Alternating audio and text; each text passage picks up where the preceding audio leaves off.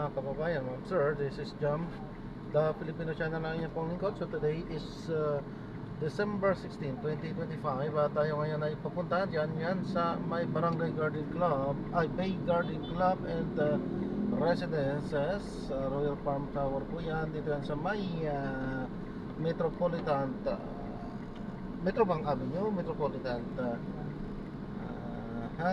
Park, Barangay 76 Pasay. At dadalhin po natin yan sa mga Kasking SM Mall of Asia South Wing.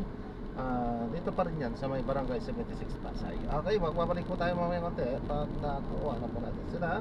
Disclaimer lamang po, content po natin ay kalsada at hindi ang passenger. Kaya nga naman, sakasakali na po na may marinig kayo mga pangalan ng lugar, pangalan ng tao, pangalan ng organizations, government o private man yan, ay wala pong kinalaman ng channel nito at wala pong pinapatungkulan. Lahat po ng pinag-uusapan dito ay pawang dito lamang po yan sa loob at wala pong pinapatungkulan sa labas. Okay po, magbabalik po tayo mamaya konti pag nakuha na po natin sila. At samantala, makinig tayo ng mga nagbabagang balita at mga talakayan habang tayo ay papunta doon sa ating pick-up area.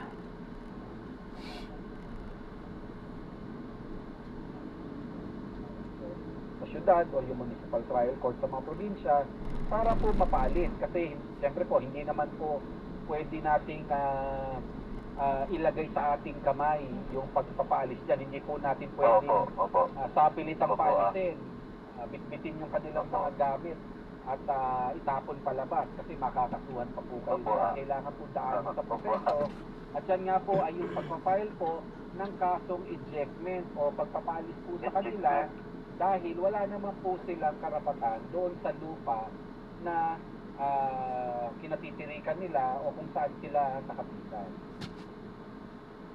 Tapos ganito, attorney, yung attorney, yung may wag silang napakita na dito official. Sa pati nagpapakita silang gumagawa sila ng dito official, namatay naman yung tatay ng may-ari. Tapos yung pinapakita lang ito, siyempre, tinuturoan ng abo. Depende na po yan, kung meron talaga silang karapatan doon. Posible naman po, Mang Antonio, na sa isang banda po, pwedeng sabihin natin na baka na-ibenta rin sa kanila.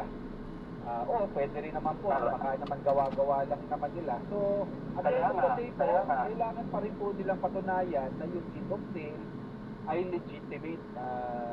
At sila talaga ay may karapatan. Kasi alam niyo naman, labanan po ng karapatan yan sa lupa. Opo. Tapos ganyan, paano nila pwede pa-verify kung legit yung deed of sale? Yung deed of sale na ang gusto kong malaman kung ano ba ang pagkakang paraan doon. Kung notaryado partner, bawa makakuha sila. Kasi partner, ang bilihan ng lupa, hindi pwedeng hindi notaryado.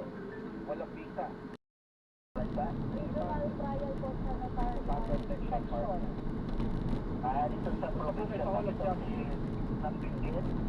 Opo, may Hall of Justice po ang... Yes sir, tama po sir Antonio. Opo. Napunta po kayo sa Hall of Justice. Magtugang sir. Tapos po, hanapin nyo yung notarial section sa office ng Regional Trial Court doon sir. Makita nyo yung document so you could verify kung totoo po ang naging itong deed of sale po sir. Tapos tawag kayo rin sa amin para alam natin ang susunod na hakbang. Okay po, sir? Wala doon, hindi naka-report, bibigyan talaga yun. Madadlay siya. Probably, sir, yes. Yes, sir. Tama po. Tama. Yung pala ang pagka-legitimate na dito official at saka yung upuan, yun doon malalaman. Attorney at saka apply siya. Isa po yung paraan po sa verify. Yes, tama po.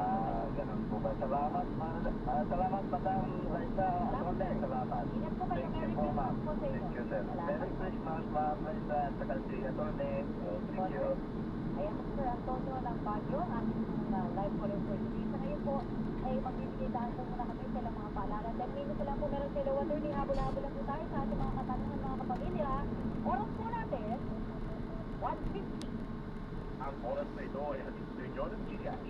Ngayon pa malapit na ang Pasko. Kung sa isang karutang na regalo, umaapaw na rin ang tech scams. Huwag mag-click ng mga kahina-hinalang link para palagi tayong safe. Maging mapagpalitan at mag-report agad sa otoridad para hindi mabiktima. Huwag hayaang sirain ng scam ang iwan ng pagbigayan at bahay. Isang paalala mula sa GCash. Basta may link, huwag i-click. SMS moving scam yan. GCash is regulated by Bangko Sentral ng Pilipinas. Basta batas. Hello, attorney yan! Ang programa ito ay natin sa inyo ng Flemex for Kids. Mommies, agapan na 20 at lemang nakabara. Pambatang lagundi, Flemex. Unang anak, nakababahala sa problema. Para dyan, Flemex for Kids ang pambatang mo. Ang Flemex for Kids ay gawa sa lagundi. Tinutunaw at pinalala pa sa problema. Ginhawa para sa bata, peace of mind para kay mom. Sa meal wrap yung po, nag-reflect or Flemex.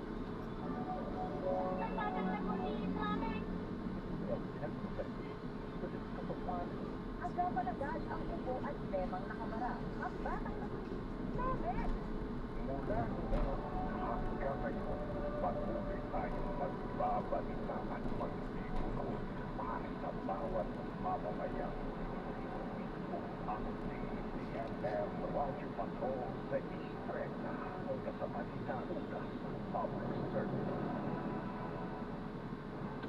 Kapag alas 2 na, oras na ng pagtulong ang kaagapay ng bawat pamilya kung kapag kayo sa budget at hindi makapagpakonsulta at dito po si Doc Denny, aksyon ngayon na! Amin po pupuntahan po on Wednesday morning po. Hello, narinig po ba yun? Ito yun, ma'am, no? Pupuntahan na daw kayo. Kasama sila Nasa looban. Opo, nasa looban po. Di tayo pwede pumasok. Kuya! Nakadalawa na ako.